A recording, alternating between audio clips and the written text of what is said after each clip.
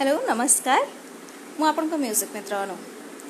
तेरे साथी एबे लाइफ आसबार कारण आमर जो व्यंग कवि अच्छा श्रीजुक्त सत्यनाश चैलेंज को मैं एक्सेप्ट करछि कारण से गोटे एमती गीत लिखिं कोरोना उपरे जोटा कि पढ़ी कि मते बहुत ही भल लगिला एवं हेफो गुण तुम्हें गला परे परे एई अक्षय महांतीकर जो चिर सबुज गीत रही से गीत उपर से गायबा को अनुरोध करिसेंती वीडियो करी के गाइले तांको बहुत खुशी लागिबो सेति पई प्रथमे तो तांको बहुत बहुत अभिनंदन कहिबी जेते सुंदर तांकर तो सब लेखा बहुत ही भल लगे और एते बढ़िया कि पके कि लिखिचंती बहुत ही बढ़िया लागिची मते लेखाटी तेबे ए सब से जहाँ भी लिखिचंती सेटा खास करी पुरुषों को बिहाफ रे कारण कोरोना खास करी पुरुष मानक ऊपर प्रभाव बेसी पकईचे तो जहाँ भी भूल हम प्लीज क्षमा देवे।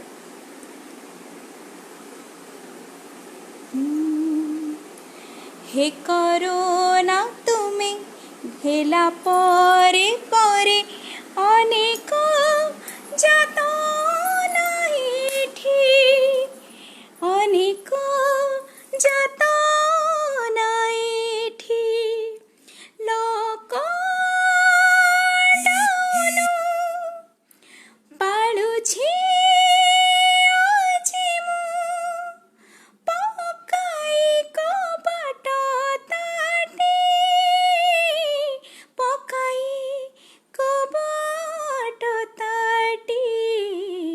हे कोरोना तुमे हेला परे परे अनेक जातना एठी अनेक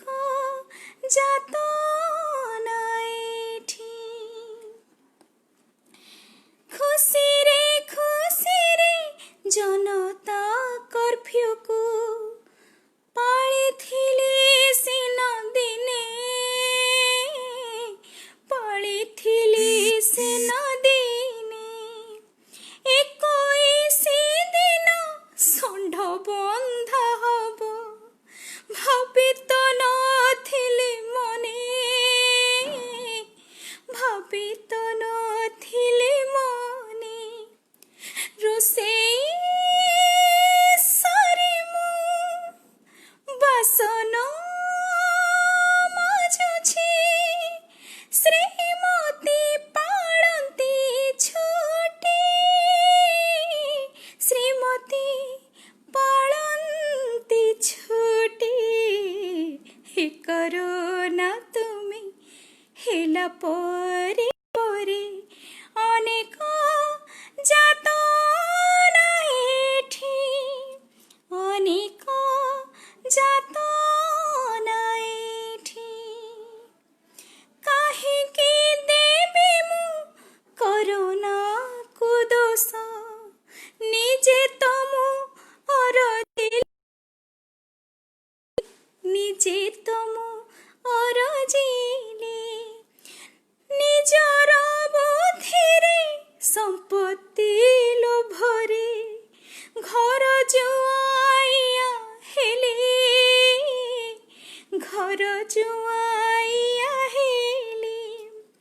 घरे टमी सेवा घरणी ताड़ना बाहरे पुलिसी लाठी